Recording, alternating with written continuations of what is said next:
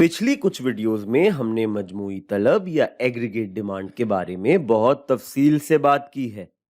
अब हम कुछ बात मजमूई रसद यानी एग्रीगेट सप्लाई के बारे में कर लेते हैं। और इस वीडियो में हम एग्रीगेट सप्लाई को तवील मुद्दती नजर यानी लॉन्ग टर्म नजर से देखेंगे। और इकोनॉमिक्स में हम कोई भी बात चाहे मैक्रो इकोनॉमी के पैराए में करें या माइक्रो इकोनॉमी के, हम जब लॉन्ग टर्म या तवील मुद्दत की बात करते हैं तो हमारी मुराद एक ऐसा अरसा होता है जिसमें वो मुआहदे जो तवील अरसों के लिए किए जाते हैं वो तब्दील हो सकते हों। मिसाल के तौर पर अगर हम किसी फैक्ट्री की बात करें तो उनके लेबर यूनियन वगैरह के साथ तवील मुद्दती मुआहदे होते हैं। ऐसे ही फैक्ट्री का शायद जगह के किरायों का लंबा मुआहदा हो, कोई तवील मियाद की लीज हो। जब इकोनॉमिक्स में हम कहते हैं कि हम लॉन्ग रन या तवील मुद्दती बात कर रहे हैं तो हम ये फर्ज कर रहे होते हैं कि ये मुद्दत इतनी तवील जरूर होगी कि ये लंबे अरसे के लिए किए गए मुआहदे इस मुद्दत में तब्दील हो सकते हों। तो अब हम ये सोचकर बात को आगे बढ़ाते हैं कि हम एग्रीगेट सप्लाई की लॉन्ग टर्म या तवील मुद्दत की नजर से बात कर रहे हैं। तो ये हमारा ग्राफ है और एग्रीगेट सप्लाई को हम इसी महवर या एक्सिस पर बना लेते हैं जिस पर हमने एग्रीगेट डिमांड को बनाया था। अभी तो हम लॉन्ग टर्म या तवील मुद्दती बात कर रहे हैं, लेकिन आगे चलकर हम कलील मुद्दती या शॉर्ट टर्म मौज़ूआत की भी बात करेंगे जहां तकरीबन मुआहदे तयशुदा होते हैं और उस कलील मुद्दत में उनका बदलना मुमकिन नहीं होता। अब हमें एक और बात याद रखनी है कि हम सप्लाई का जो माइक्रो ख्याल है यहाँ उसकी बात नहीं कर रहे, बल्कि मैक्रो जाविये से एग्रीगेट सप्लाई को देख रहे हैं।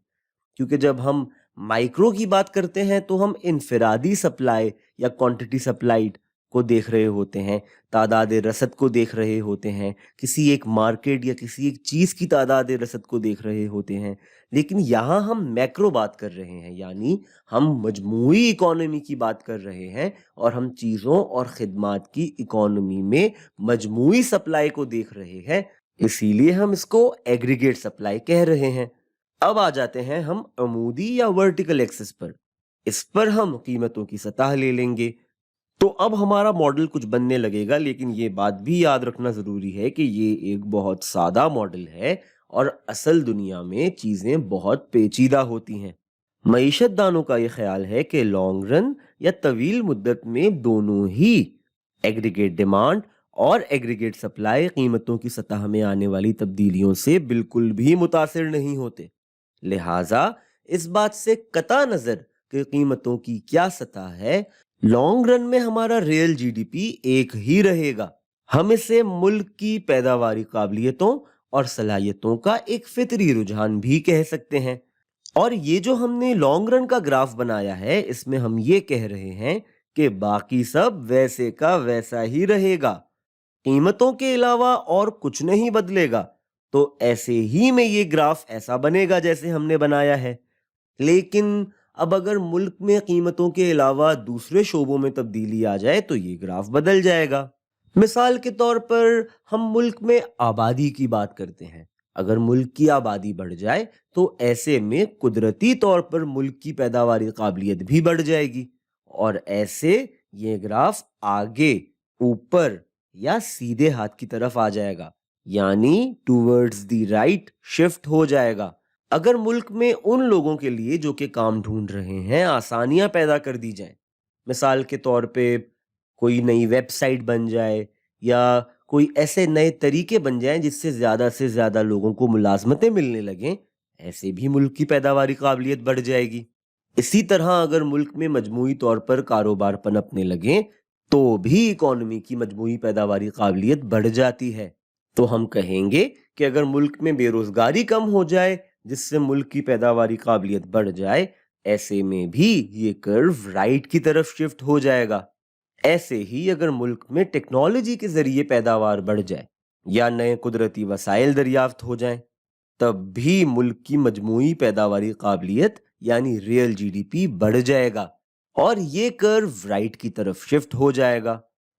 और अगर मुल्क पर कोई हमला हो जाए और फैक्ट्रियां खेत वगैरह तबाह हो जाएं, تو ایسے میں ملک کی پیداواری قابلیت کم ہو جائے گی اور یہ کرو پیچھے یا نیچے یا پھر الٹے ہاتھ کی طرف یعنی ٹورڈز دی لیفٹ شفٹ ہو جائے گا۔